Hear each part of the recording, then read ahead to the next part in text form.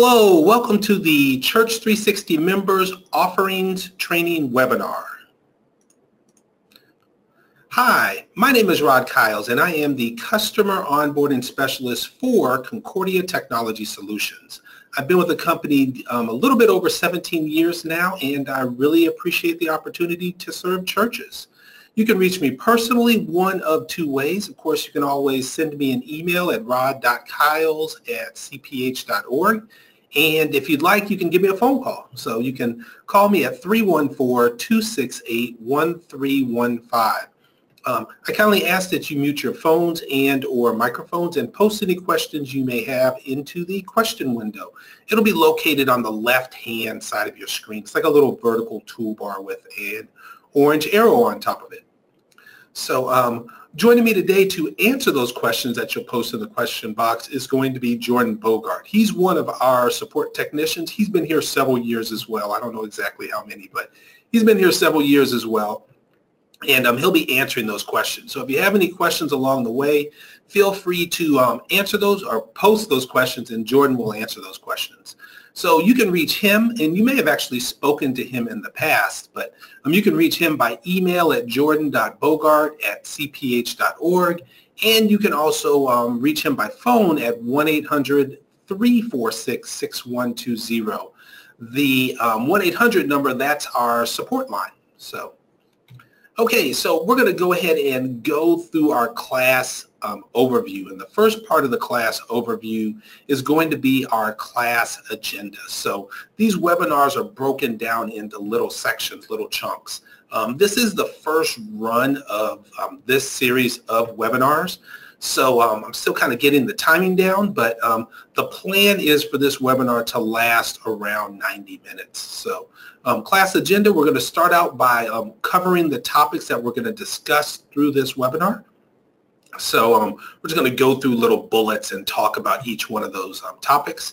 After we go through the overview, we'll jump into the software and cover our first half of the discussion. So I plan on, covering material for 45 minutes to an hour.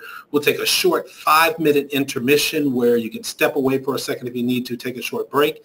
Then we'll reconvene and we'll go through our second section of material, and that'll last from 45 minutes to 30 minutes typically. So after we finish our second set of topics there, then we'll have our quiz. There's like 5 questions just to kind of, reiterate a few things and maybe solidify some topics in people's minds. So no pressure during the quiz.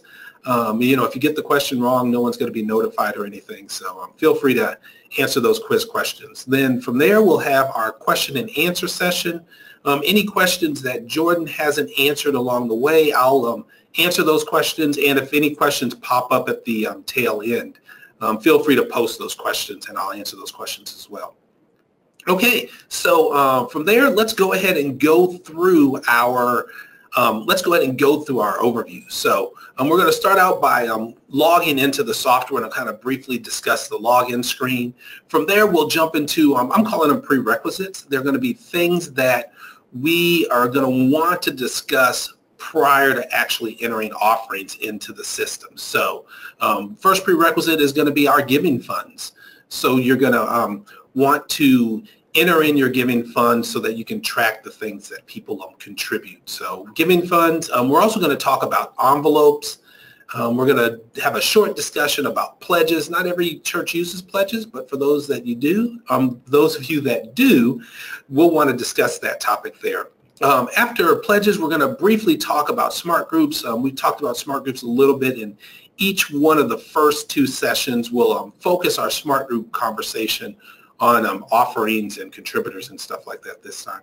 So from there, we would have completed our prerequisites. We would have covered those topics, and then we'll jump into offerings. So we'll talk about the offerings view, and we'll talk about entering in offering batches. So we'll show you how to enter offerings into the system, basically.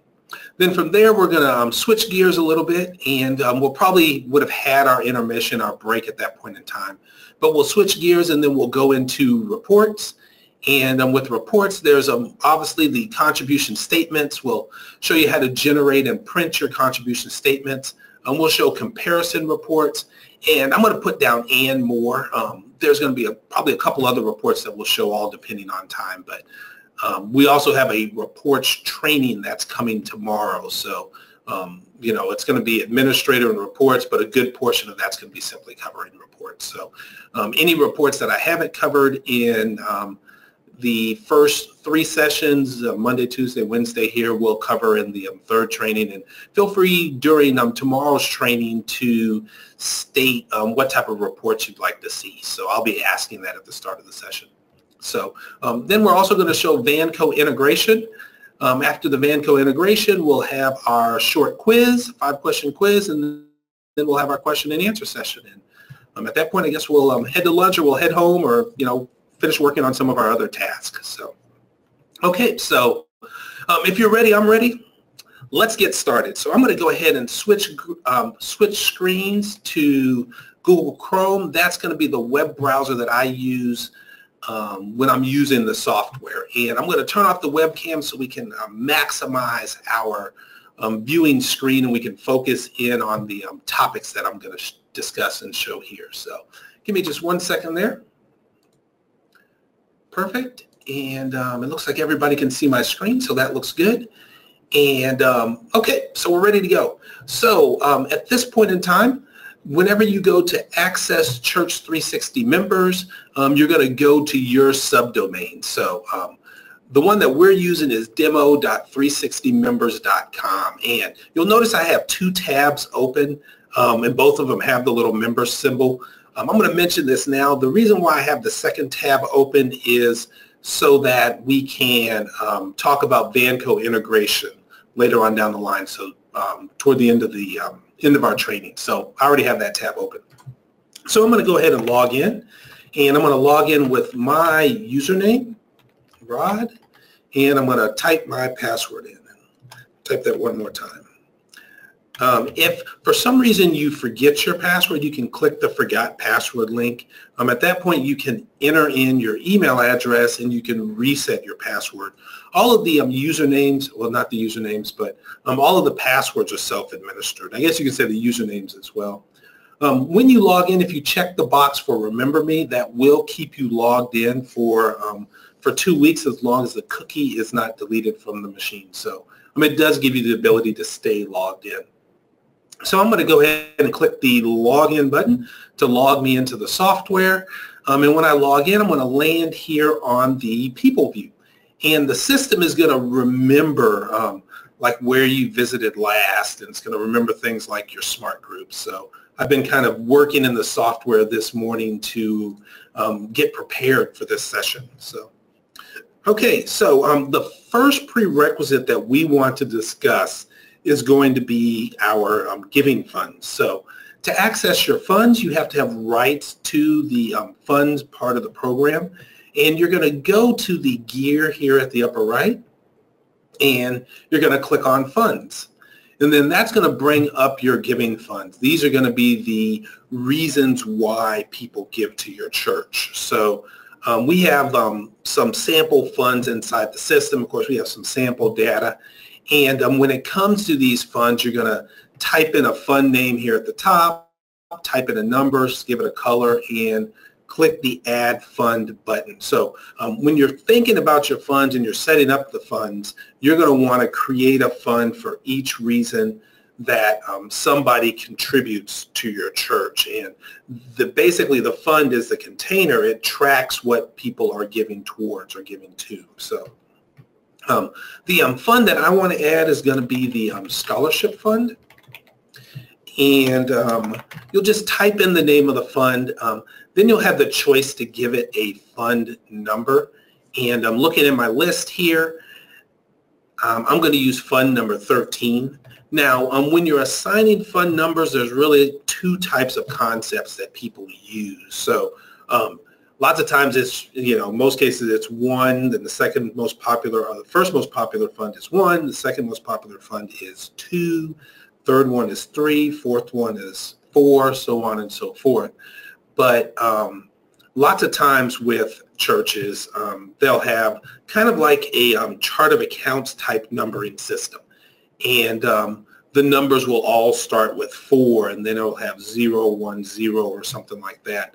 And they'll have 4 digits, and those numbers will basically be used to group the giving funds together. So things that are similar will have similar numbers. So an example would be if you had several different mission funds or several different ministry funds.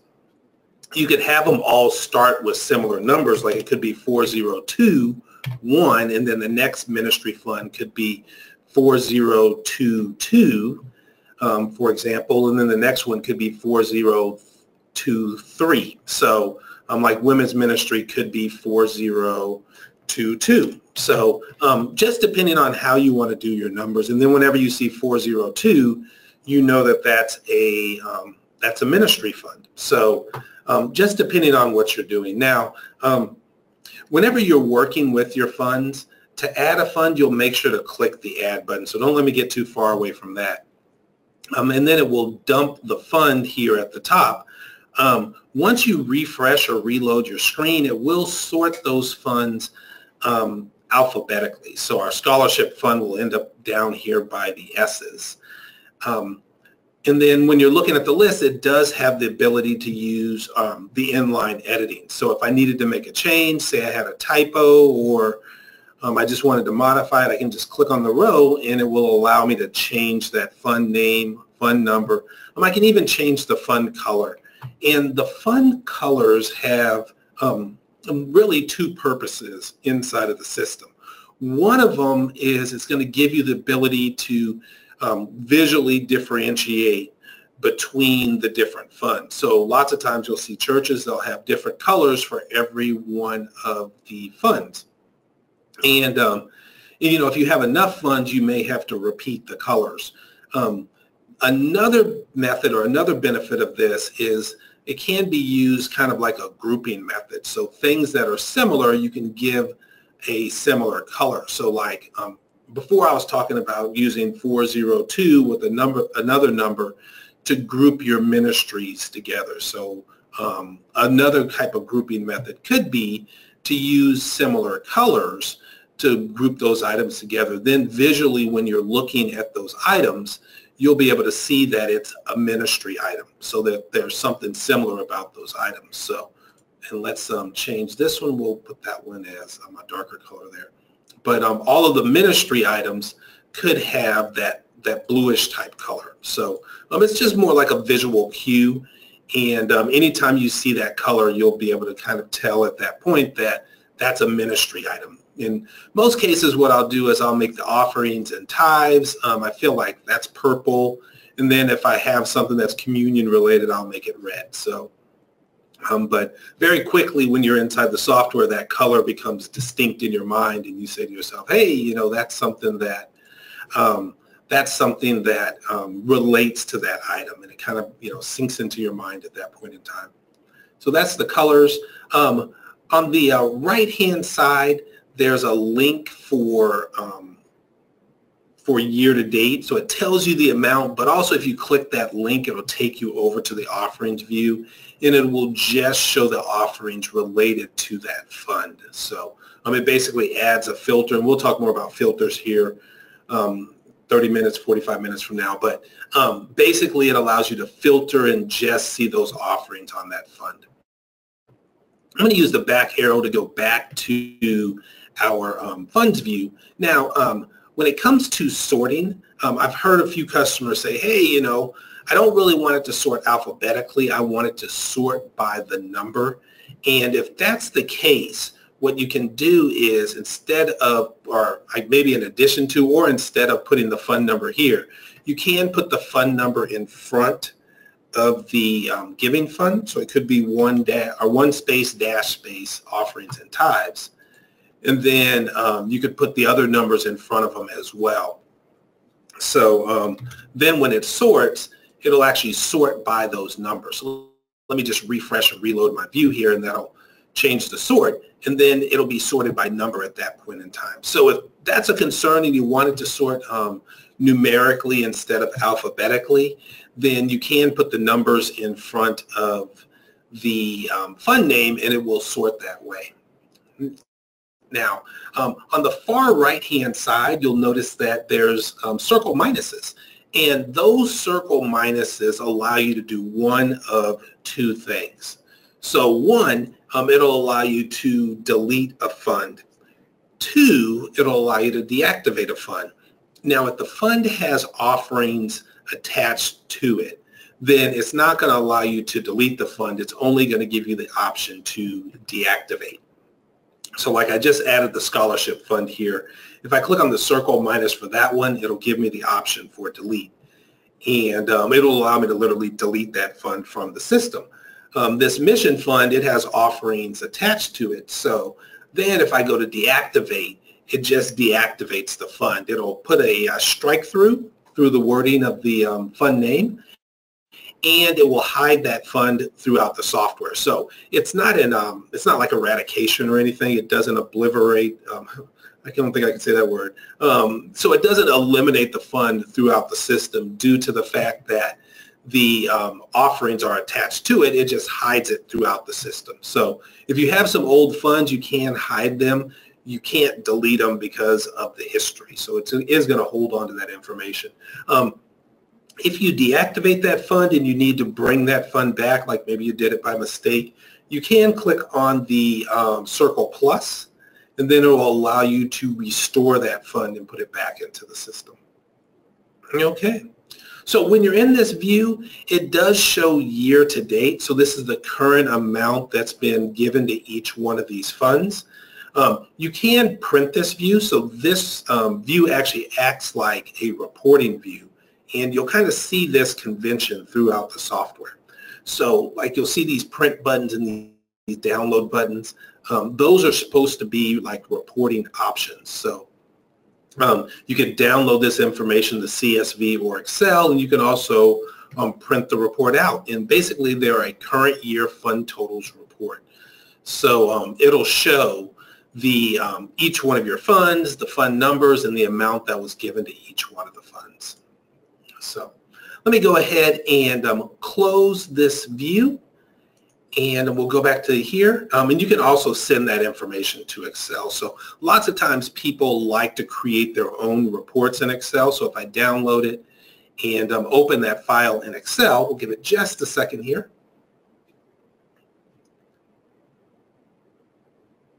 There we go.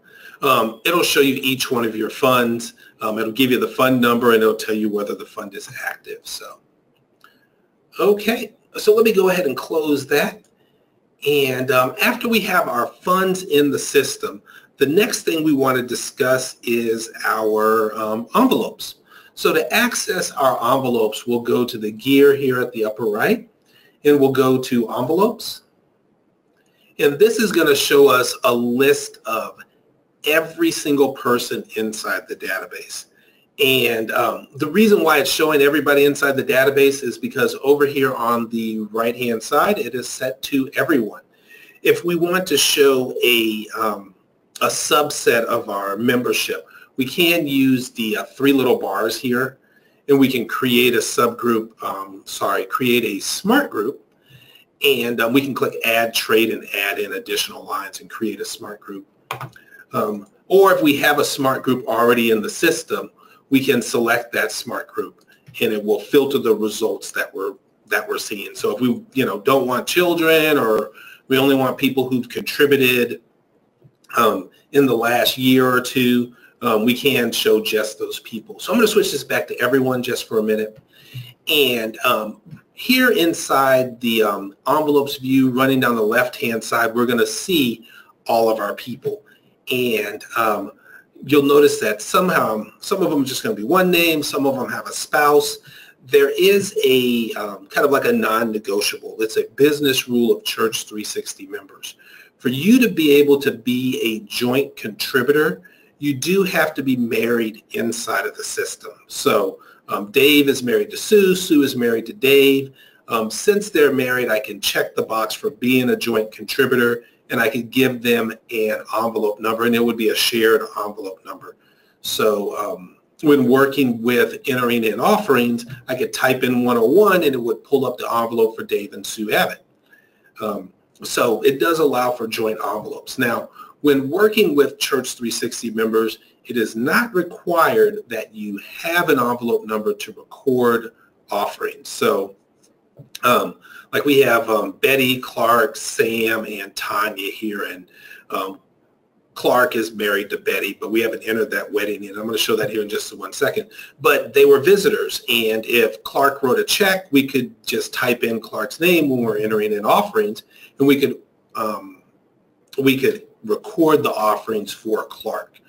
So for Clark Allen. So it doesn't. It's not a requirement. You don't have to have an envelope to record offerings. You know, if somebody puts a check on the plate, you can record their offerings as long as they're inside the system. You can record the offerings for that person. You know, and I guess you could even say at this point, you know, lots of times when people aren't in the system, you record the offering as a loose offering. But if they are in the system, then you select their name and record their offering. The benefit of recording their offering that way is you can print a contribution statement at the end of the year. So even though Clark Allen and Betty Allen aren't members, we could record their offerings and we could send them a statement at the end of the year, even though they don't have an envelope and they're not members of the church. So they can still get a tax break or a tax deduction for those offerings that were given. Okay, so can have joint envelopes. Every person is going to have 2 envelopes, and in most cases those envelopes are going to match. So like current envelope and new envelope. So current envelope is the envelope that they have now. New envelope is the one that they'll have when we save changes or apply changes later in the future. So you'll notice that there's 2 envelopes, and there's 2 envelopes throughout the software. So in looking at this, as you scroll down the screen, you'll notice that you can be a joint contributor and not have an envelope number. That doesn't break a business rule either. You'll also notice running down the left-hand side that there is don't renumber. So we're going to talk about renumbering here over the next few minutes.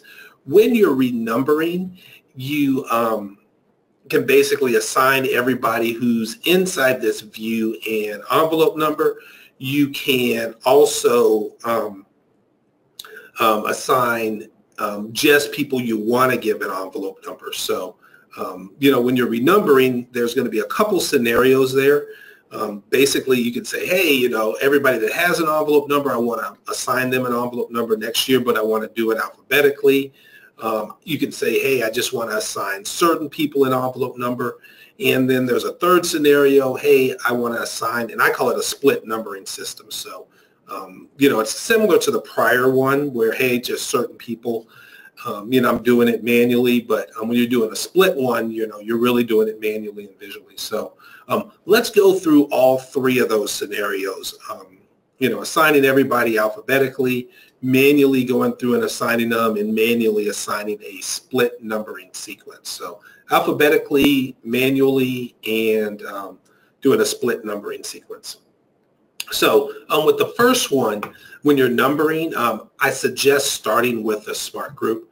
So I'm going to go up here and go to add trait, and I'm going to say that I'm going to give everybody who has contributed to any fund in the last 2 years, we're going to say that we're going to give them an envelope number. So anybody who's contributed in the last 2 years, we're going to give an envelope number.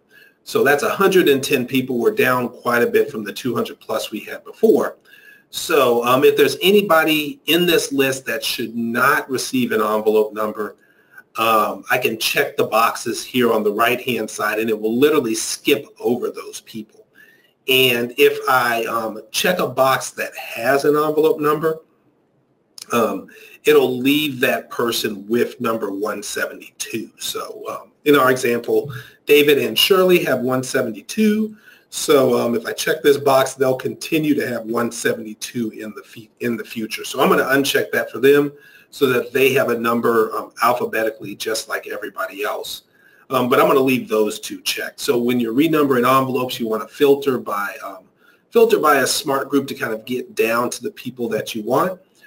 Check the people who are not supposed to have an envelope number. Then go down here to the bottom and type in the starting envelope number that you want to assign.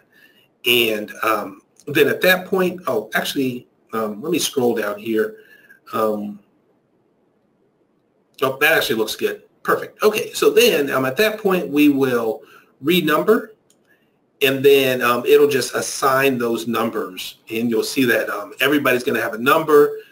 This list is showing sequential alphabetically, and then the numbers are going to be sequential over here. So everybody's going to have a number who contributed based on my smart group. Now, it could be a tag. It could be a more sophisticated smart group, but this is the concept of how you would renumber alphabetically. So it hasn't been saved yet. If I went in here and said, hey, this looks wrong, I could do it again. I can clear them all. But once I'm done, then I'll say apply now. And renumber 71 envelopes immediately. We'll say save. And that does assign those envelopes right now. 173 is assigned to James and Ellen. Let's see here.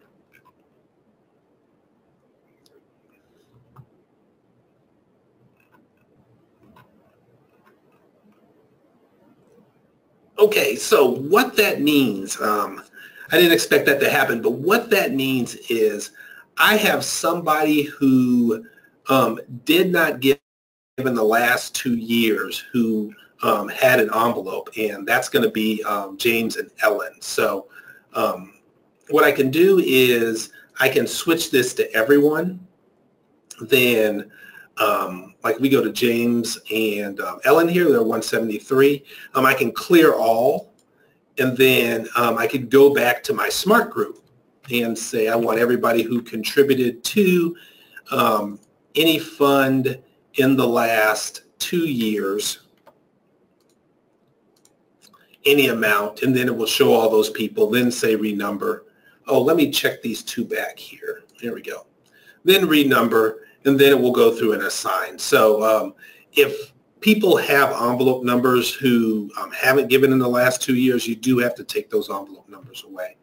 So once I've renumbered, I click apply now, and then that's the part, 73 envelopes, that looks good. So that's the part that actually saves it and sets these numbers active into place. So when I start entering in offerings, I'll type in 101, and that will pull up Dave and Sue Abbott. Now, apply now does mean that you're starting at this exact second. This is the point in time that these envelopes are in use. So it doesn't work on years or anything like that. It's, either you apply now or you apply later. So if I go through and say that I make changes and I want to apply for a future date, like January 1st, then I can go in here, I can make changes. So I'm just going to switch 101 to 201 so we visually can see a change. I can say renumber, and then I can say apply later, and then I can state the date that I want to apply these changes on, so in the future. So January 1, 2019. So then I could say save, and that creates a scheduled renumbering. So that's the term that they use. And you'll notice here at the upper left that it says scheduled for January 1, 2019. So I'm scheduled for the future. And you'll notice that there's a little back button here. So back allows me to go back to my current numbering scheme. So you see 101, 102, 103, 104. And then if I click on edit, you'll notice this new bar here. Edit allows me to go forward and look at the numbering scheme that will be in the future. So it's the same window, but it's kind of like current and future. So this little option here where it has back allows you to go back, and then the edit allows you to go forward. So you can literally start your renumbering process, and you can tweak it. So like say I wanted to take out 202, like they're not going to have an envelope. So I could take out 202, check the box for them not to have an envelope number. Then I could renumber 201, renumber, and then that would give David and Shirley 202. So then I could say save, and then save it for 109 for January 1, 2019 again. So that's still my future renumbering, but I can come back and work with my future renumbering over those last couple months of the year. So if I'm inside of this window and I decide I just want to completely start over, I can delete this scheduled renumbering. So that's what the delete button is for. Discard changes takes you back to your last save. So if I was in here and I started making changes and I got to the end of it and I said, hey, wait a second, that's not what I really wanted to do. I could say discard changes, and that just reverts everything back to my last save. So save, and then that would be saved. Okay, so to alphabetically renumber, that's that process right there. If you are going to manually renumber, and I'm actually going to delete this renumbering here, kind of clean up my workspace. So if I'm going to manually renumber, what I'm going to do is I'm going to go in here, select my smart group, and then I'm just going to clear all. And then I could go in here and I can type in the numbers that I want people to have. And I can just click on whichever box I want it to be. So just going down the list and whatever number, I can just type in that number at that point. So that's the manual renumbering process. So if I type in a number that's already taken, it is going to warn me. So envelope number 108 is already assigned to Nicole and Quinn. So it kind of points me in the direction of what to look for. So you may have noticed that when I click inside a cell or tab down to that cell, it's going to show me a number inside of that box. That number is the next available number. So we haven't assigned anybody number 1, so it's letting me know that that number is available. You notice how it's number 2 now. So basically, it's just telling you the next available number so that you don't have to search through the list to find that number. So manually, you can go through here and just type in the numbers. If you're manually assigning numbers, you're probably checking boxes over here for don't renumber. Then at that point, you could say apply now, and it'll tell you how many envelope numbers you're renumbering, and you can save your changes.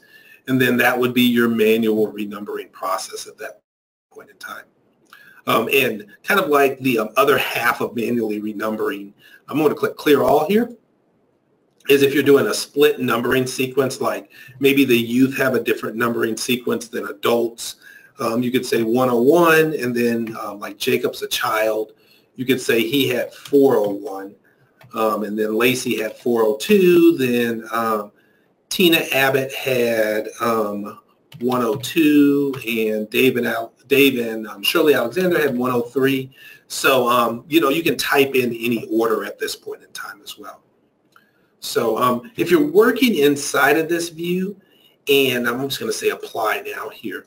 If you're working inside of this view and you're not seeing the people that you want, you'll go back to your smart group selector here at the top and change it so that you can see the people that you want. And if you're in here and you give somebody a spouse, like we're going to say that Betty is married to Clark and Clark is married to Betty. So we can type in a few characters of their name and it'll start to filter your results. So we'll say Betty Allen. And then it'll automatically check joint contributors for us. Then we'll say apply now and click save. Now, if I attach a spouse to a person inside of this view, it does marry them inside of the software. So if I go to people and I pull up Clark and Betty Allen here, if I click on his record, then you'll see that he's married and they are contributing jointly. So the software does try to, keep everything consistent. So let's go back to the gear and go to envelopes here. So that's the 3 type of numbering sequences. I'm going to renumber my envelopes. I'm going to give everybody who contributed. So actually, I'm going to click clear, and I'm going to give everybody who contributed to any fund in the last 2 years an envelope. So I'm going to stick with that scheme. So then I'm going to say everybody who contributed, I'm going to start with envelope number 100, 101, click renumber, And then I'm going to apply now, and then I'll have envelope numbers to show entering offerings here in just a few minutes. Okay, so once our envelope numbers are in the system, let's go into the people view, and I'm going to show you something neat inside of there. So inside the people view, the other day we talked about the different types of views here. Like you can go to this view selector and you can select individual, households, or givers. And lots of times people will want to print a list of contributors, a list of envelopes. So if I go to givers, that will show me our contributors, our givers. First, like the head of household, spouse, both the contributors there. And if I want to print a list of envelopes, I could go to the three little bars and I could say add trait, and we're going to do contributors, and really it's envelopes. So somebody who has an envelope number, and then this would be all of our envelopes. And we could sort by whichever column we wanted to sort by, and we can exclude columns that we don't want to see. So if we just want name and envelope number, we could do that, and we could go ahead and we could print the report at that point in time, and then that would be your list of envelopes. And if you wanted to tweak that report, you could go through and export the report to Excel. So you could go to download in Excel, and then you could send this information to Excel. So let me go ahead and open up that window for everyone. And then these would be your contributors, and this would be their envelope numbers. So I just would enable editing, and then it does include the giver ID, the person IDs. You could delete those if you'd like. So, and then you could tweak it and modify it in here if you wanted to. Okay, so I'm going to go ahead and close givers here, close the spreadsheet. Okay, so once we have our envelopes in the system, the next prerequisite to take a look at is going to be our pledges. So let me just switch this back to everyone. And I'm going to go to pledges here. So to access your pledges, you'll go to the gear here at the upper right, and you'll go down to pledges.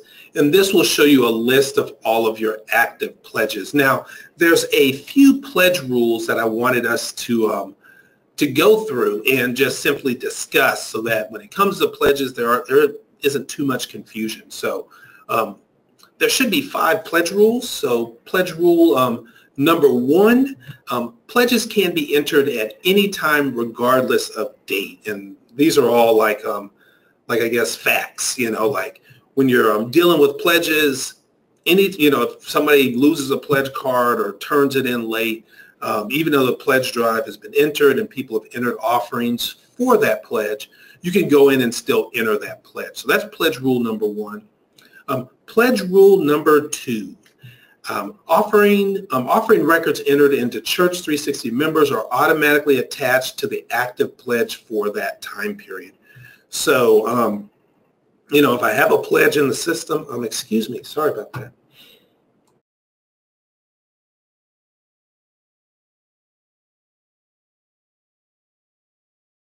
Excuse me. Okay, so if you have a pledge already in the system, when you go in to enter offerings, it's going to look at the date range and look for an active pledge, and then basically attach that offering to that pledge.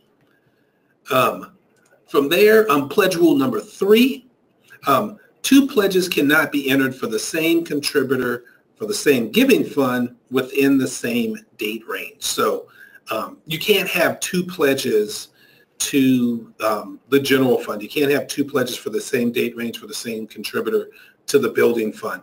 And the reason being is when you run your reports, you can't split an offering between 2. Basically, it's going to take the dollar amount of that offering and show it on that one single pledge. So if you have a one-time pledge, like a single gift to a pledge, basically you would create a second fund for that pledge. So if you have building fund, you could have building fund and building 1, building fund 2, and then you could have a pledge, a second pledge for that one-time offering. So that's just one thing to kind of remember. You can't overlap those pledges.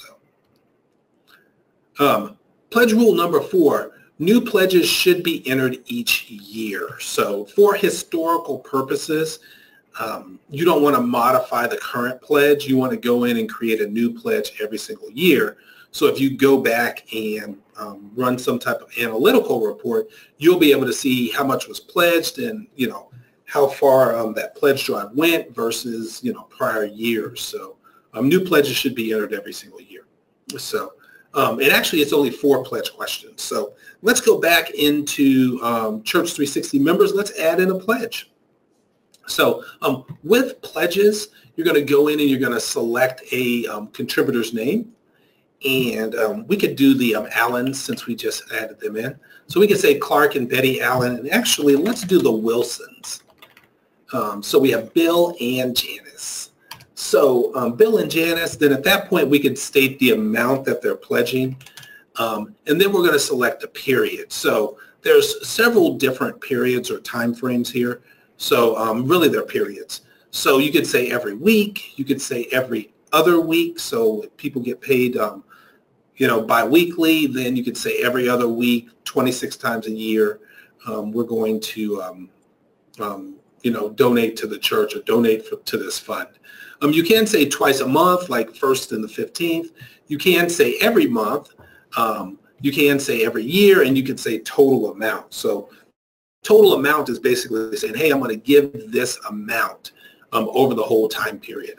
Every year would be used if you have a multi-year pledge. So if you started in 2015 and you're going to end in 2020 or something like that, you're saying, hey, I'm pledging this amount every year for that 5-year period. So we're going to say Bill and Janice. We're going to say every week. You can, enter in your start and end dates. So January 1, December 31, $50 a week. And I'm offering offerings and tithes, and then add pledge, and then it would add that pledge into the system. And once the pledge is in the system, we'll be able to see those pledged amounts when we go into our offerings view, and we'll show that more here in just a moment. But it'll automatically show the given to date, and then that amount is attached to the pledge. So, and working with this window, items that have the greater than sign on it are going to allow you to filter. So when you're inside this view, if you just want to see all of the pledges to the offerings and tithes fund, you can click there. And then these would just be those pledges. If you wanted to see the ones for Dave and Sue Abbott, you could add in a filter, and it would allow you to filter just for Dave and Sue Abbott. So those are basically filters allowing you just to narrow your results down. And if you need to delete a pledge, you can use the circle minus and delete that pledge. And then if you need to change a pledge, you can change a pledge as well. So there are some considerations and rules when changing pledges. Like if something major happens and they need to change a pledge, you may want to change it. But being able to see your total pledged amounts will become a little weird if you start changing pledges around too much. So here on the right-hand side, there is active in all. All is going to show every pledge in the system. So it does have infinite scroll, and you scroll down, you'll be able to see pledges from prior years. So basically it works on that type of light switch right now. It's either active or all. You can download this information to CSV or Excel, and you can also print this out as a pledge report. So basically showing all of your pledges that are viewing at that point in time. Okay, so that is our pledge report. So I'm going to close that report. And now that we've talked about pledges, let's at least briefly talk about smart groups, because the smart groups are going to allow us to filter the results that we're going to see throughout the software. We've already talked about a couple of smart groups. So we're here in the people view, and we can stay in givers because it has this option. But when you're inside of here, you can say add trait, and that will allow you to filter based on your record. So far we've shown people who have contributed And we've also shown people who have envelope numbers. And let me look at my notes here real quick. The other ones that I wanted to show were kind of like a basic one as well. So if we wanted to see everybody who was a pledger, so we could say pledge to any fund, and we could say during the year. And then these would be all of the people who pledged during the year. So you could then save that as a smart group. So save group.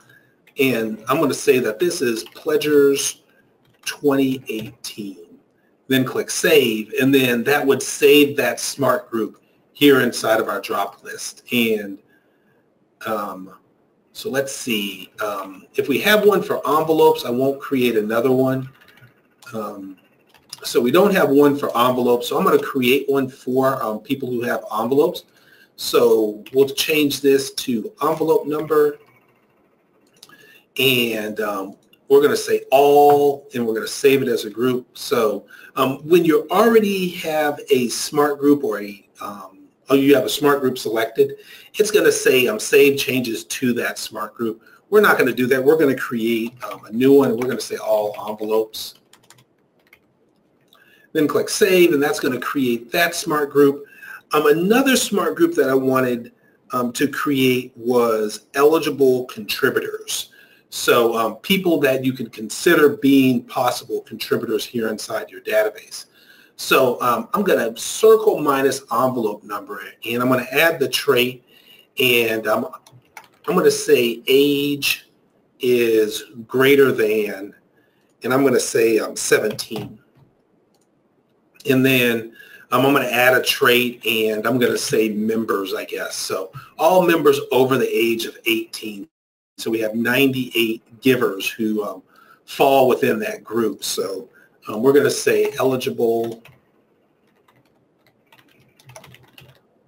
contributors. So, and we could, eliminate members. We could just say everyone over the age of 17 could be a contributor.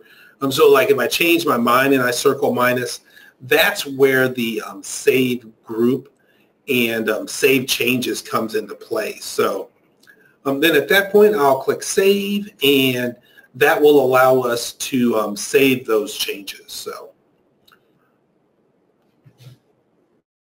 and a question came into the question box, and it looks like my associate already answered that question. So, but basically the triangle, it isn't consistent through every one of the modules. Like when it shows up, it's basically allowing you to see something that is of concern or something that the programmers deem that's of concern for that view. So, okay. So that's eligible contributors, anyone whose age is greater than 17. The only other one I had was potential contributors, like past contributors. So like people who have contributed in the past, so contributed to any fund ever, and then I could save that as, all contributors. So, and you could use those throughout the software. So just because I'm creating these in the people view doesn't mean that I can only use them in the people view. I could be in any view and I could use these smart groups. Okay, so it is 10:51 on my watch. So let's go ahead and take our 5-minute intermission. And when we resume, we've got all our prerequisites out of the way. We are going to enter offerings into the system. So let's go ahead and I'll pull up my timer. We'll start the timer and we will talk about offerings, actually entering offerings. So we'll do offerings, contribution statements, Vanco integration, and reports when we reconvene. So thank you, everyone. Talk to you here in just a few minutes.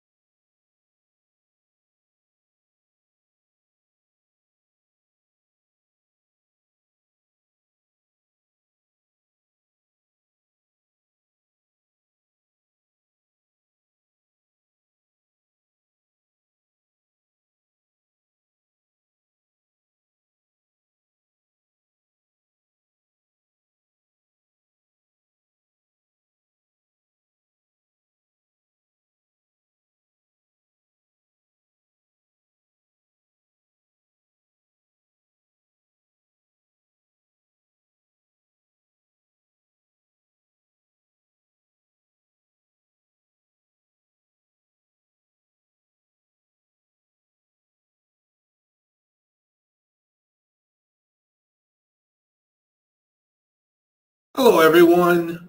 Welcome back. Hope everybody had a wonderful intermission. We are going to return back to Church360 members, and we're going to talk about entering in offerings. So here inside of Church360 members, to access your offerings view, you'll go to offerings here at the top of the window. And this will allow you to view the offerings inside of the date range here at the top. So basically, I'm viewing from January 1, 2017 through March 7, 2018. Now, it does limit you to 18 months worth of offerings. So, that's the maximum amount of offerings that you can see inside of this view at one point in time. And I'm going to change this to January 1, 2018 through today's date. So April 11th. There we go. Okay. So, and the main reason why I want to change that is because I don't want to enter in offerings and then have them not show up down here at the bottom. And that does happen at times where you go through and you enter in offerings and then you come back to this view and you're like, well, where are the offerings at? And it has to do with the date range in most cases. So they're just not showing due to that. It could be the fact that it's a smart group being selected, but in most cases, it's really just the date range. So when you're here inside the offerings view, on the left-hand side, there's new batch. There's also a date selector.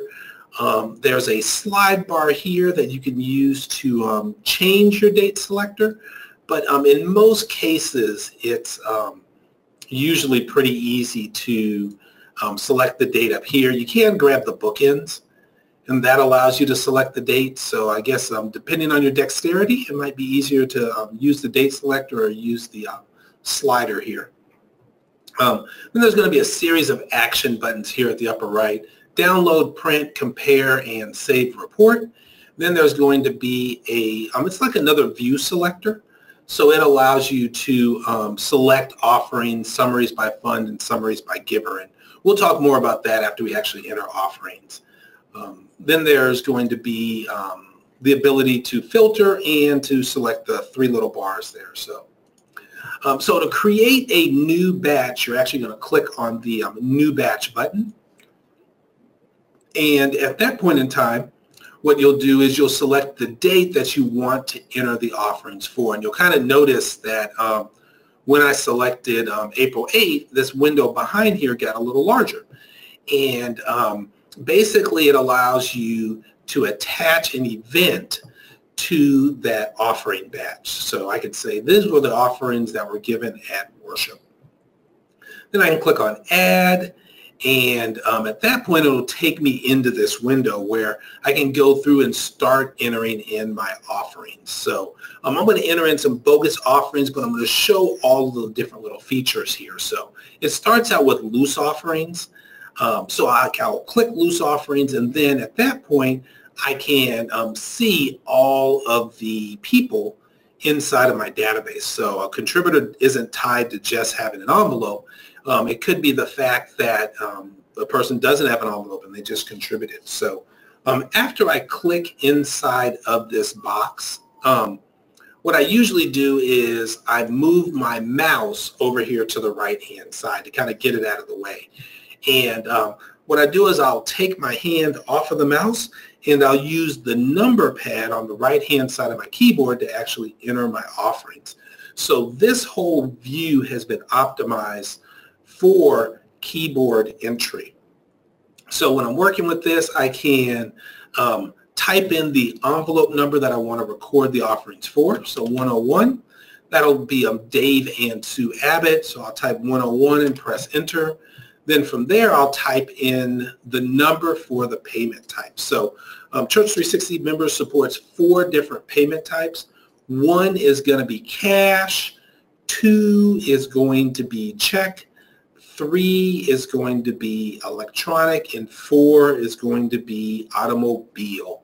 The 4th type is gift in kind. So like it's represented by a little truck. So if you press 1, it'll be like a little dollar bill there. 2 looks like a check. It has a little block there on the right-hand side where you write in the amount. 3 looks like a little debit or credit card, so we consider that electronic. And 4, it allows you to do gift in kind. So we're going to do number 1 here. We're going to start with cash and just kind of work through our workflow here. So 1, and then I'll press enter on my keyboard. It skips over check number because I didn't select check. But then from there, I can type in the fund number. So it could be 1 or could be 4 or whichever number. It's actually looking at the number in parentheses on the right-hand side. So, whichever one I want to use, I'll just press that number. So we're going to say 1 for offerings and tithes and offerings. Then at that point, I'll press enter, and then I can type in the amount. So we're going to say Dave and Sue Abbott donated $10,000. Then at that point in time, I can press enter on my keyboard, and you'll notice on the far right-hand side that it said saved, and it just faded and disappeared. But every time you save a record by hitting enter in the dollar amount, a little green button will show on the right-hand side. So let's do this one more time. So we're going to do Jacob this time, 102, enter. Say he gave cash, 1, enter. Say he gave to offerings and tithes, which I'm going to switch to tithes and offerings here in just a second. I got that reversed in my mind. 1, enter, and let's say he gave $1,000. So when you press enter, over here on the right-hand side, it'll say saved just for a second. So, that's just to signify and let you know that the offering record has been saved. So let's do the next contributor, 103. Press enter, and let's say that instead of actually entering, giving cash, this person wrote a check. So we'll say number 2. We'll press 2 on our keyboard and press enter. The system does remember the last payment type and the last giving fund. So like when I'm on the row below Jacob's record there, and looking at it, it says offerings and tithes above, and then below that it says offerings and tithes. So it remembers the last fund and it remembers the last payment type. It automatically presents that option to you. You can change it when you get to that field. So let's say Lacey wrote check number 1234. We'll press enter. And then since it already remembers what was selected the last time, you actually don't even have to type the number. You could just press enter and it would take you to the next field. And then you could press enter. So then let's go with, let's say that after Lacey, we're going to say we're going to do Tina, 104. And let's say that Tina wrote a check as well. And remember that we wrote a check last time. So it remembers that. So I can literally, instead of pressing 2, I could press enter. Then I can write in the check number, 2345, press enter. And let's say that Tina wrote a check, but she had money that's going to be contributed to tithes and offerings, and it's also she has money that's going to go to the building fund. So it's already selected number 1, so I'll press enter. Let's say that's $1,250. But instead of pressing enter this time to save the record, I'm going to press down arrow on my keyboard, and then it's going to give me the next fund. So we're going to go with building fund, press enter, say that that's $250, then press enter, and it will save that row. So literally you can have more than one fund on an offering record. So we'll do 105 this time. And they wrote a check, so I can either press 2 or press enter. Then check number 3456. And then tithes and offerings, I'll press enter. $75, down arrow. Say that it was church at large, so we're going to do 11, enter, $25, down arrow. Then youth fund, and I can down arrow to youth fund, or I can press 3, either one. Then $25. Then if there's another fund, I'll just press down arrow. If not, I'll just press enter. and it will save that fund. And you'll notice here that there's 125 that Dave and Shirley gave, 75 to tithes, 25 to church at large, and 25 to youth fund. And so I've been going through, I've entered in my offerings. I'm going to go ahead and enter in my loose offerings now. So I can click loose offerings, press enter. This is going to be cash, so press 1 and press enter. That'll go into our tithes and offerings, and we'll say that it was $524.36. Then press enter. Now, say that I'm working on this and something comes up and I have to get out of offerings and go somewhere else.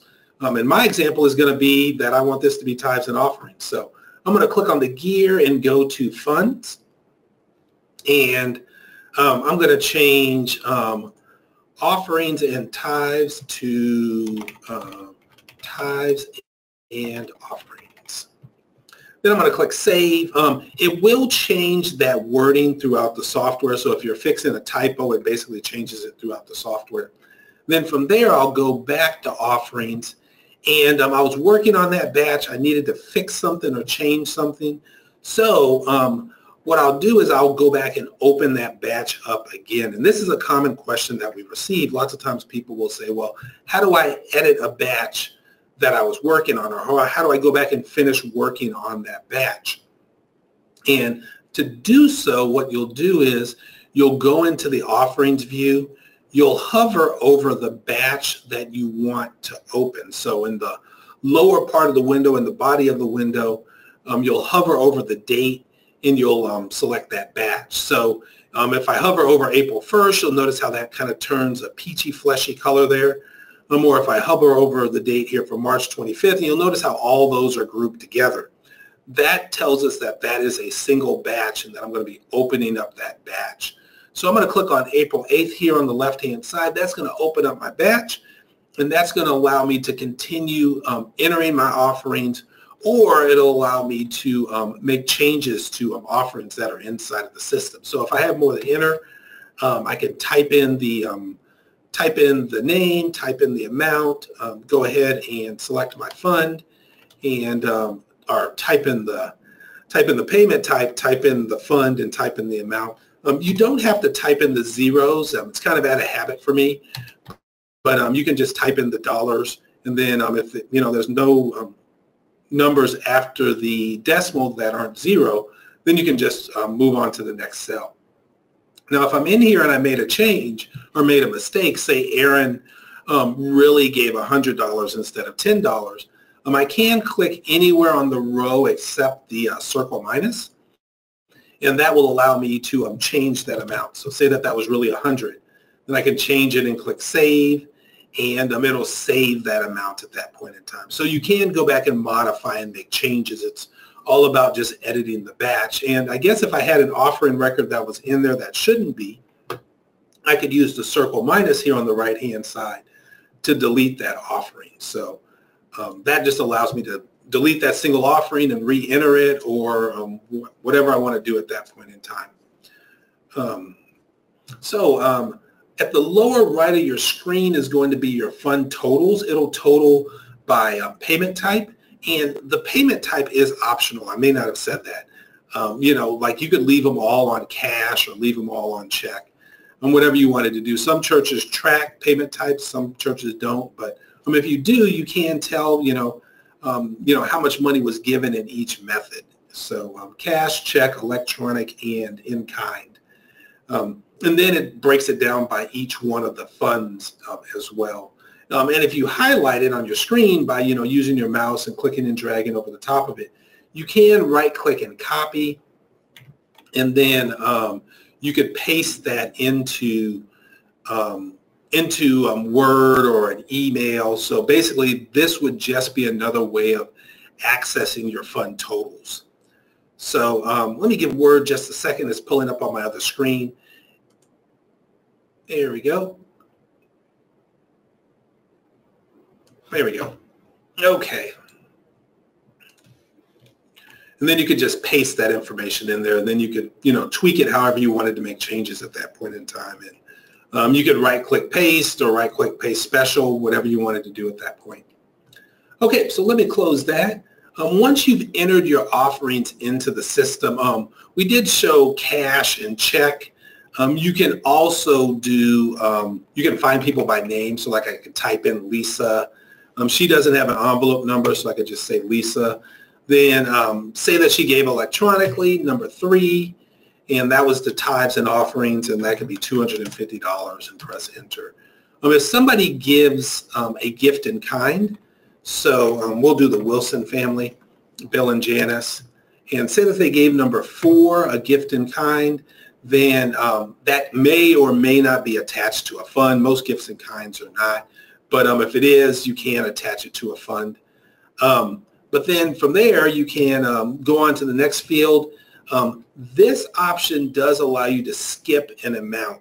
So if someone's turning in the fact that they gave, I love the thought of giving a couch. But if they gave a couch for the basement for like youth group meetings or whatever, then you could say, you know, couch, and then when you print out your statements, it would show a gift in kind without a dollar amount on there. So then you can press enter. So when dealing with memos, the memos are basically just little notes that you as the financial secretary, you as the offering counter, is going to enter into the system. So it, you know, it could be a loose offering that, we'll say loose, for somebody who's not in the system. They gave the tithes and offerings $25, and it was by Sue Billups. I'll make up a name, then enter. Then the name would show in the memo. So, you know, instead of the person being in the system. So that's how sometimes people will import those offerings. So there's a question that came up from Eugene. Does it automatically import electronically if using Vanco? And yes, it does. There's a little setup that I'm going to show here in just a couple minutes, but it does allow you to pull those electronic offerings in once it's set up, and simply they'll show here on your, let me go to offerings, but they'll show here under your offerings view as electronic over here on the right-hand side. So yes, it does.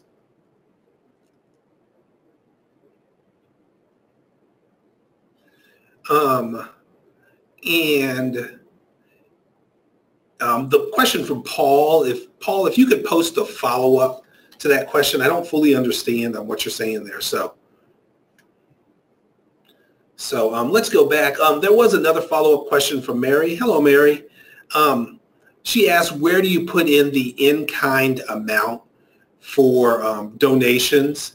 And really, when it comes to in-kind amounts, that amount is not supposed to be entered in, like the valuation of the item is not supposed to be entered in by the church. That's supposed to be determined by the contributor. So the system does allow you to type in a dollar amount, but you know, valuation, when you're giving stuff that is not items that are not cash, then the value is supposed to be determined by the contributor, not the church. Okay, so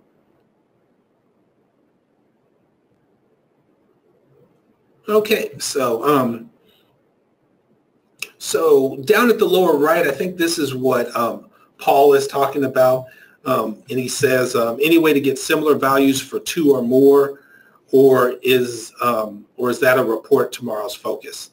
The subtotal in the lower right. It doesn't allow you to, I think I understand what you're saying. Like, can you get amounts for 2 or more batches in one item? So, you know, if it is a batch and there's more than one, that would be done from the offerings view. And I'm going to show that here in just a second. So let me go back into that batch, click on April 8th here, and let me show the batch report. So to generate your batch report, you'll click on print here at the upper right, and that will allow you to view all of the offerings and view your fund totals. It does have a portrait and landscape option, and with the portrait and landscape, you can see, or not with the landscape, or not with the portrait part, but with the landscape part, you can see your memos. And if you're not using memos, you can basically save the paper and you'll be in a portrait view. But If you are, then you'll go to a landscape view, and the landscape view will allow you to see the memos. And then from there, you can right-click and print. Send this information to a send that information to a over to a print view where you could just print that out. You could select your printer and print that information out. So, okay. So then from there, people, actually I want to be on this people here on this tab. So then from there, once we've printed out our batch report, we'll go back to our offerings view, and we'll be able to see those offerings that we've entered into the system. And at this point, you've got your offerings in the system. You're going to want to print contribution statements at some point. So let's show contribution statements, then we'll come back into the offerings view. So, if we go to people, and contribution statements are printed from people. So to be able to print your contribution statements, you'll go to people here at the top. You could be in givers, you could be individuals, could be households. Any of them would work. Now, when you're under households and you go to downloads, it's going to give you contribution statements. You're under individuals, it's going to give you contribution statements. And they always print contribution statements or give you the option to print contribution statements for all the households or people that are in here. So basically, you can say all contributors or all members or active members. So if you're using a smart group, it will narrow your results. You could say everyone. And then when you go to downloading contribution statements, it will automatically exclude people who have not given. So you could basically say everyone, then, hey, if you haven't given, we're not going to print for you. So here at the top, there are two tabs. There's General and Customize. So, when you're on the Customize tab, you have a few additional options. When you're on the General tab, you have a few less offerings. So at that point, then I could say this year, and then I could go to Customize, and you'll notice this window is broken into two areas. And with these two areas, the top part is for paper statements, for like your snail mail statements, and the bottom part is for like your email addresses. So options, we can say include our pledge information. We can also itemize the offering, so we're actually seeing each one of the offering record. And we can include our church logo if we'd like. There's the federal ID number, and then we can also include our IRS tax message. And we can, please contact church office at, and you can add in a little additional information here. So then at that point you can generate, and it will take it just a second to generate. While this is generating, let me answer the question from Bill. Hello, Bill. Thanks for posting your question there. That actually generated pretty quick. But I'm still going to read Bill's question. He says, we don't use check number, or we don't use the check number field. Can it be removed from the entry screen? Also, can the sequence or location of the field be modified? Currently at this time, the check number field can't be removed, and the items can't be reorganized or anything like that. But you can, you can skip over it by just pressing enter one more time, and it'll jump you over to the next field. But that's something we can add in as feedback. So, okay. So once it's done downloading, you'll click on download, and then that will download your contribution statements to PDF. And you could scroll through and see the different statements. It does fold into a double window envelope. So like the church names here, the contributors here, it'll include their current or active envelope number. And there'll be a spot that shows your pledge information. It does sort alphabetically. So like since we have the 1 here and the 2 here, those sort before B. So numbers sort before letters. But if you're alphabetical, like the tithes would show down at the T's, and mission would show below before tithes. So that's one of the things that we would be able to see differently here, or that would show differently here, is the sorting. So if you want it sorted a certain way, you may want to go with having the numbers there in front of it.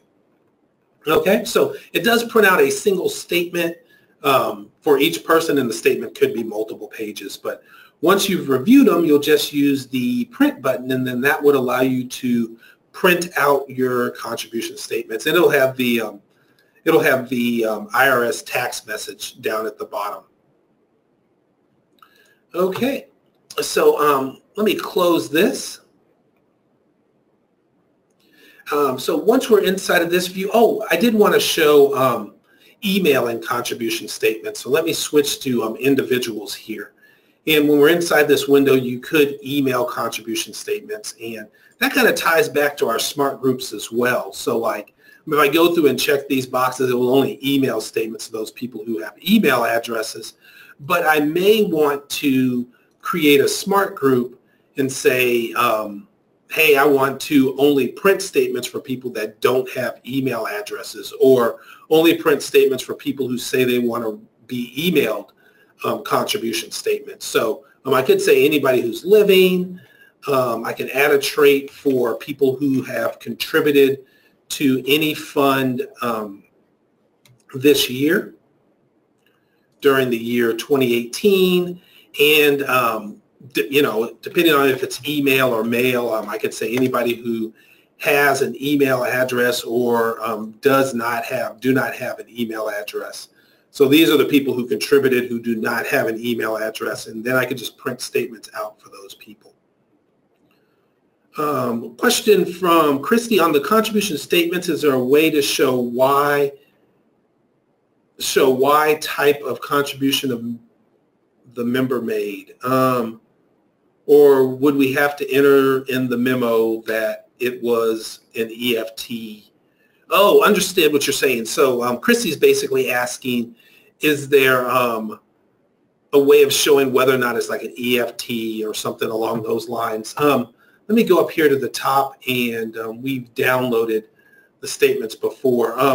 If the check number, if they gave by check, it will show a check number, but it doesn't show if it was EFT or not. So the basically, you could put EFT in the memo, and the memo would show here in the line for EFT.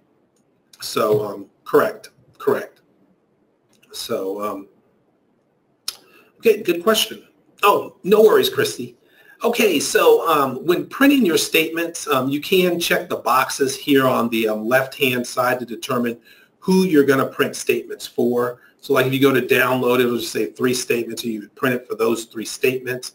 If you're emailing statements, so let me say does have an email address. So Dave and Sue and Aaron here. And then I could say download contribution statements, and then I could generate my I could review an email. And at that point, I could select which email addresses I wanted to go to. So maybe I don't want to send them to people's work email address, and maybe you have more than one personal email address, which a lot of us have at this point in time, and you can go in and uncheck those. It's just a one-time unclicking exercise. So you just unclick one time, then it remembers which options you have selected. Then you can generate your PDF, or you can send. And when you send, it actually sends it through our server. So a separate email is sent to each one of the contributors, and then they'll receive that inside of their inbox. So that's how the review and send process works. If I just want to send one for one contributor, I could go to the person's record, go to download, and then go to contribution statements, and this would just download the statement for Dave Abbott. Okay, so that's email and contribution statements. Let's go ahead and let's go back to offerings. And here inside the offerings view, let me reload that screen there. There we go. So here inside the offerings view, we're going to see all of our offerings. And it does give you the ability to filter by contributor. It gives you the ability to filter by fund. And it also gives you the ability to filter by payment type. So using the different payment types does have a benefit outside of just knowing. There's also a filtering mechanism as well. And, you know, you can dismiss the filters by clicking on the little X. Now, if you go through and select a filter, that filter does stay in place when you go through and take a look at a different fund. So like if I go in here, different fund, a different view. So if I go in here and I go to summaries by fund or summaries by giver, then it's only going to show me the offerings for that fund or whatever filter I have selected. So tithes and offerings, it's just showing tithes and offerings. Or if I went to summaries by giver, these would be all of the offerings just for that single fund. And this is considered to be a way of reporting because it allows you to set the date range, the fund that you want to see. It'll show all of the contributors, how much they had given to the fund, how much they had pledged, and then give you the header behind at that point in time. So, you know, there is a filtering mechanism at that point in time. So that's summaries by fund, summaries by giver. With the summaries by fund, there was a question earlier, and let's see, I want to say it was Bill, but if I have the name wrong, I'm sorry about that. But there was questions about, you know, hey, if I'm trying to get totals for more than one batch, and I think that's what the question was saying. You could go in here and so I'm going to close this. And I believe that this would work for you. Like you could say summaries by or just offerings. Then you could set your date range for the time frame that you wanted. So if I had 2 batches on the same day, I could select that day. Or if I had 2 batches on 2 separate days, like say 18th and March 25th, so we'll say March 18th through March 25th.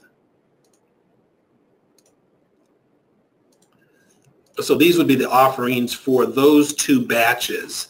Then at that point, I could do summaries by fund, and these would be the funds that were given, and this would be the total given to date right there. So that is possible. Let me switch my screen back there. Perfect. Okay. And then you could also summaries by giver as well, and that would be for that date range, and it would include those 2 batches. Okay. Okay, so now that we've shown kind of the couple different views here, let's go ahead and take a look at Vanco e-giving for a moment, and then we'll show the trends reports, and we'll show envelope box labels. So we've got a few more minutes here to kind of finish up the rest of this information. So to show the Vanco e-giving setup, I have to go to a separate site. So Vanco is secure with what they do. So it's not like you can just go in and start entering in transactions and have those transactions be sent out to reports. You know, so there's definitely some security there. So right now I'm on one of our test servers here, and to be able to access your Vanco settings, you'll go to the gear and you'll go to Vanco integration. Now, what Vanco is it's a way of doing electronic giving, doing online giving. So people can give through automatic withdrawals, they can give through credit cards.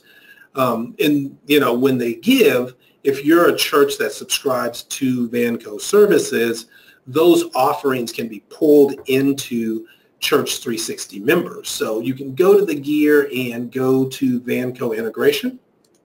And then when you're here, you'll check the box to pull offerings from my Vanco account. You'll tell the system what date you want to start on. You'll say Shepherd. You won't say Shepherd. Please scratch that. You'll say your client ID. Our fake bogus client ID is Shepherd. So you'll have a client ID, a web services user ID, and a password. You do have to contact Vanco services to get this information set up. So even if you have a Vanco account, to turn the API connection on, you have to get a web services user ID to make that work. So that's one additional thing you do have to do. Then from there, you'll be able to save that information. And when you save it, it'll just verify that the connection is correct. And then you'll click Sync Now. And Sync Now is a one-time syncing process. So once, it's kind of like the set it and forget it. And then over here, there was a little message while I was talking, and that message was speaking to syncing givers and syncing funds. So when you're using Vanco services, you're going through a handshaking process. So the person is giving through Vanco services, but you're recording the offerings here inside of Church360 members. So Vanco services and Church360 members have to communicate.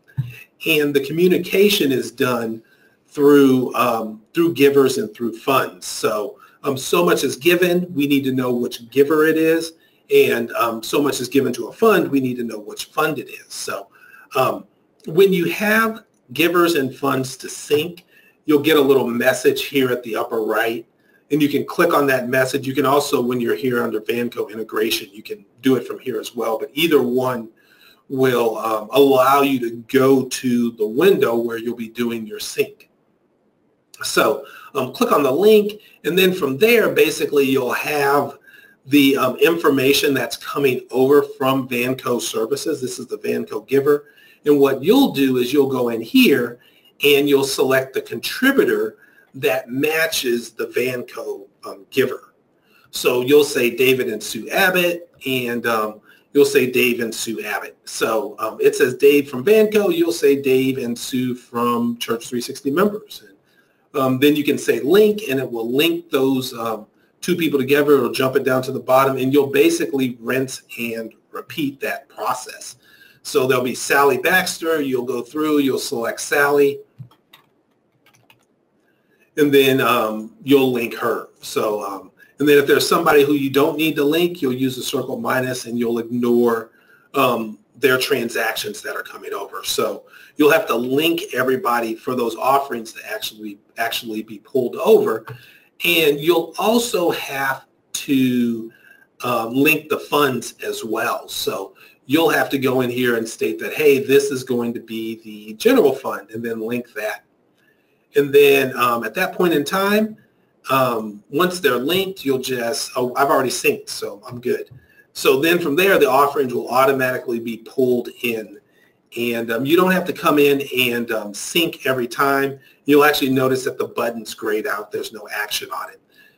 But it'll pull those offerings in. And the offerings come in on a schedule. If somebody contributes at a certain point, it'll hit the next day by a certain time, and it will show inside of the offerings view. And any of those electronic offerings will have the electronic here. So these are the offerings that are being pulled over from our test Vanco site. So April 11th. So that worked out pretty good. So if there's any questions about Vanco, it's really straightforward. You know, you're basically just making those connections.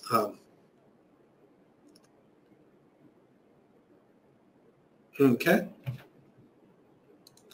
So let me go ahead and a question did come in from Martha. Will you be able to send out detailed email instructions on how to email out contribution statements? I guess we could email out step by step. You know, with the emailing, it's going through and, you know, selecting the people that you want to email through a smart group, then going to download and contribution statements. You'll then go through the same process of general and customize, and then you'll say review and email, and then check the boxes or uncheck the boxes for, you know, email addresses that are not going to receive them. Then you'll click send. But you know, if you'd like us to send you steps on that, then what I can do is I can send that over to the support team, and they can type up a series of steps. We may actually have an article inside of our help system as well on that. But I'll pass that over to the team, and we'll get you taken care of. Okay, from there, let's see. So that's Vanco. We've shown some of the reports already with summaries by fund and summaries by giver. But some of the other reports, we've also shown giving statements. A couple of the other reports that I wanted to show as well, one is printing out envelope box labels. So like if I go to the gear here at the upper right, actually if I go to givers first, and then once I'm inside of givers, if I want to print out envelope box labels, I'll go to download.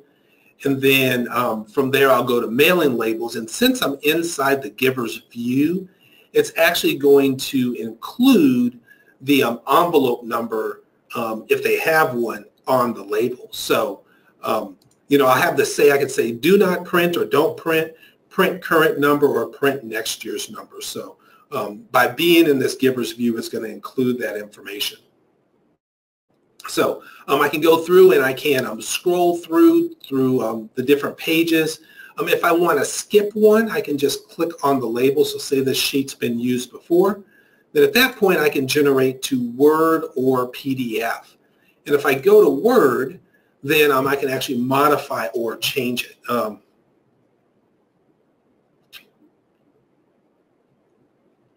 So once it's done, I'll click on Download. And when it comes to download, then at that point in time, I'll be able to view those labels and be able to print those out.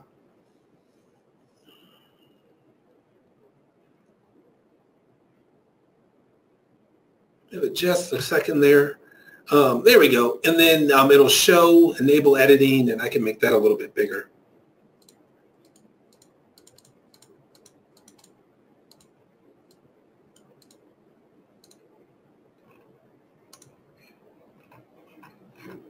And my toolbar just disappeared, so I can't make it bigger.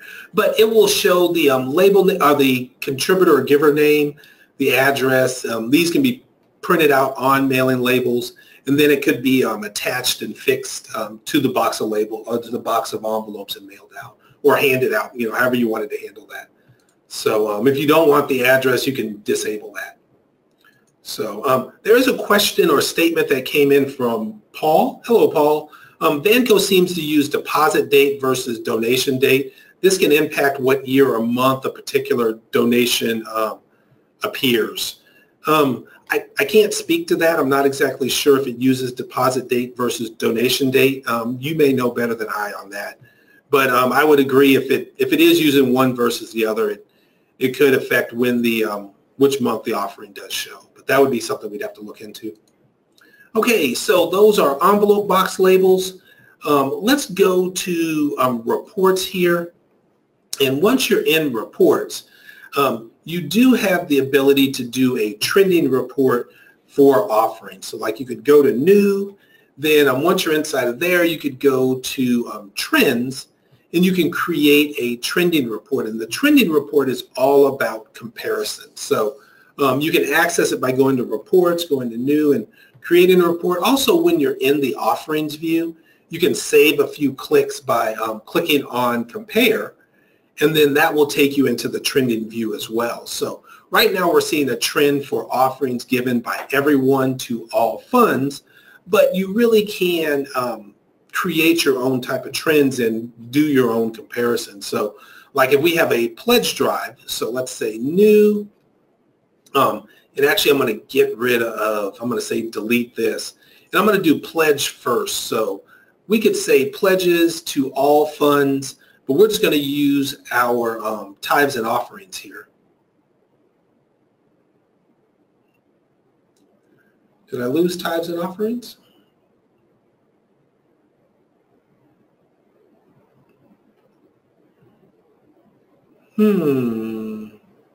Oh, maybe I don't have any pledges to tithes and offerings.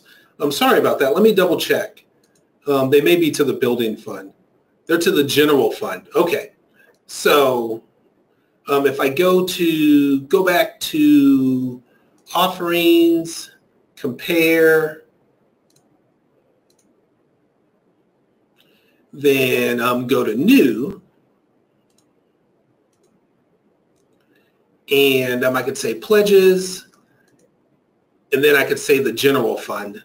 Then at that point in time, this is going to be the dollar amounts pledged to the general fund. And then I could do a comparison. I could say new, I could do offerings, and then do offerings to the general fund and say add. So this would be the first row would be the amount that was pledged to the general fund, and then this would be the total amount given to the fund, and then you could compare the two. You could also download this information to Excel, where you could do a formula or do a subtraction to see the difference. You could also print this out as well. If you were doing like we did month to month here, so if I was in offerings and I went from offerings to summaries by fund, then that would show me the given to date and the range and the pledge to date and the ahead behind. So both are ways of looking at and seeing how far you're ahead or behind on a pledge. When looking at this here, though, you can create different funds. So if you had multiple pledges, you could have multiple rows for each one of the funds. So like I could edit this, and if it was general fund, this could be pledged to the general fund. And then I could have one for offerings for the general fund. Then I could add another one for if someone pledged to the building fund, and then I could have a row for the offerings given to the building fund. So I could create as many different rows as I wanted. And if I'm working with one, if I save it, I can come back and tweak it and make changes. So if I got rid of the pledges, maybe I just wanted one that showed each one of my giving funds, so I could add in as many of these as I would like. So we could do, let's do church at large here for everyone. And then you could say new and offerings. Let's add young adult ministry. And we don't have a great deal of offerings here inside the software, but you could have, it'll have a bar for each one of them, and we'll have to get a little bit more data inside of the system. So, from there, that would be your trending report. Like we have a little nub in there of a bar, but with this, you can scroll back and forth. You can zoom in and out. So you can zoom all the way down to 6 weeks, or you can zoom all the way out to 5 years. So, and we can see like a little bar there for the building fund back in 2014. So there are some dollar amounts there. It looks like we just didn't have any in 2017. Whatever year or time frame we have here on the far right, that's going to be the one that kind of is the anchor when you start scrolling or zooming back in. So like since I set that to 16, when I get here and I zoom in, it's going to say December 2016 there. December 2016, December 2016. And when I get here, it's going to have the end of December over here on the right-hand side. So the right-hand side is kind of like your anchor. Okay, so that's the last report that I needed to show. We went through several of them there during the training session. So let's go ahead and go into our end of class quiz. And we're going to use the polling utility or the polling mechanism for that. So I'm going to go ahead and launch the first poll. So quiz question. True or false? Giving funds are used to track why and how, let me try that one more time. Why and how much was given to the church. True or false? So let me make sure that poll is launched and available for everyone.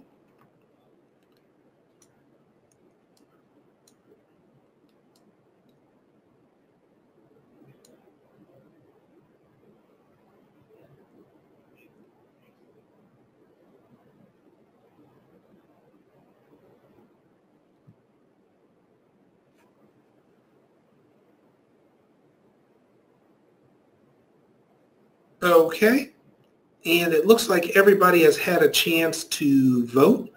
So I'll go ahead and close the poll and share the results. And we had 95% say true and 5% say false. So I'll hide the results and share the answer. And the answer is true. Inside of Church360 members, you will use giving funds to track the reasons and why church members contributed to your church. You can even assign fund numbers to contribution funds to speed up offering entry. Poll question number 2. There we go. True or false? True or false, offerings can be recorded for people without an envelope number.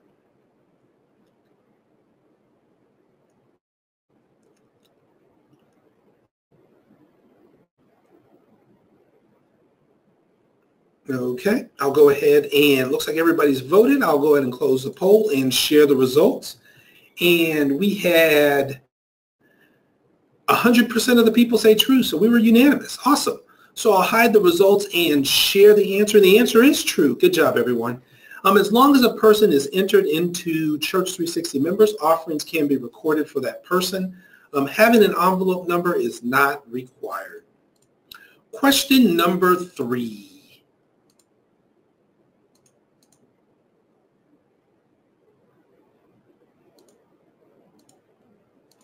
Let's see here. Question number 3. Once again, true or false, once a batch has been posted, there is no way to edit the batch or reprint the batch.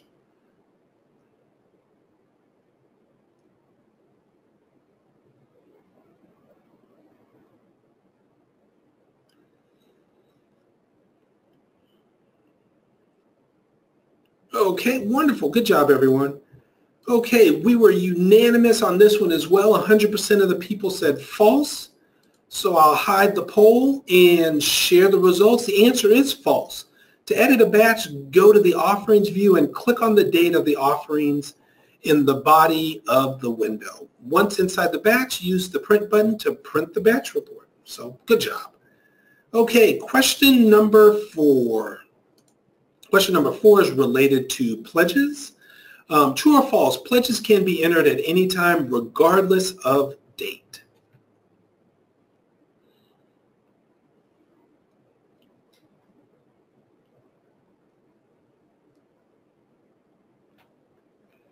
Okay, just a few more seconds. Okay, good job. There we go.